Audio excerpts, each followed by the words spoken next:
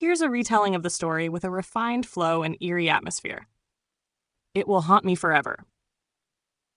I always remembered the purposes of writing from school, to entertain, to inform, to persuade, but I only ever used two, to entertain and to express my feelings. This one is to express my thoughts, my feelings, and those feelings are anything but good. Have you ever felt like the world is about to end? That's how I feel right now.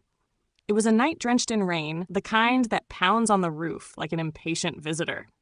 Outside, transformers exploded in succession down the street, each one punctuating the storm with its own distinct pop. I could feel the sound pressing against me, as if the rain wasn't just something I heard, but something that touched me, like my senses were misfiring, crossing wires in a way that shouldn't be possible. I had a report to write. My only option was my old, battered home premium laptop. I pulled the black silk case from under my bed and set it on the sheets.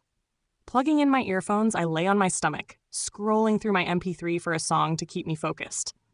By the time I'd made my selection, the OS had booted to the login screen. Something was wrong. My user account was gone. In its place was only one account, our doll Track. Strange, but I wasn't too worried. Probably some kind of memory error. This laptop had taken its fair share of drops. I didn't have anything important saved on it anyway, so I clicked on the account and tried logging in. I typed Track. Incorrect. I tried again, but the moment I entered Anne, the system logged me in automatically. That wasn't normal. The desktop loaded, and my stomach tightened. The background had changed. Some eerie, blurred-out face stared back at me. It looked like a girl, but the distortion made it impossible to tell. My heart pounded as I opened Windows Explorer, searching for any files left behind. The window immediately navigated to a folder. Inside, I had another folder. Inside that, trust. Inside that, you. A message. A warning. I don't trust you? I hesitated. Every part of me screamed to stop, to close the laptop, to walk away. But curiosity is a dangerous thing. I clicked on the final folder. Inside was a single file, test.bat. I right-clicked and opened it in Notepad. The code inside was simple, yet chilling. Batch echo off attrib Skull.ogg plus sh echo. In the name of God, do not run this with the plus signs to minus signs. The words sat heavy in my chest. I should have listened. But something in me, the same thing that made me open the folder in the first place, wanted to push further. I edited the file, changing the minuses to pluses, just to see what would happen. I saved it. I ran it. A new file appeared. Skull.ogg. I clicked it. Music began to play. A distorted, unsettling melody. At first, it was just chaotic piano notes, crashing together in a way that made my skin crawl.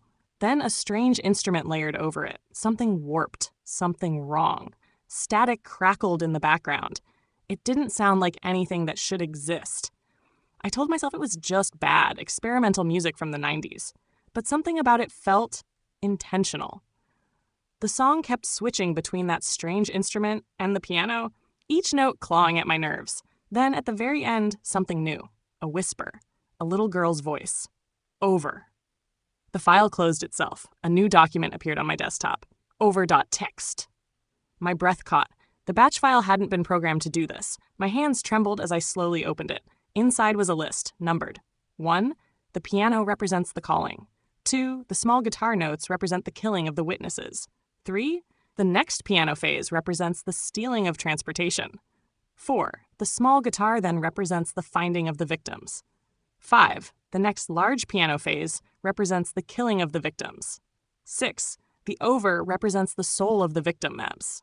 I stared at the screen. My pulse hammered in my ears. Then the OG file opened again on its own. A window appeared, Audacity, with the title, I told you, I couldn't close it. I couldn't move. The music played again, louder this time. And then I heard it. The small guitar phase. From outside my room, the door creaked open. A shadow spilled across my laptop screen.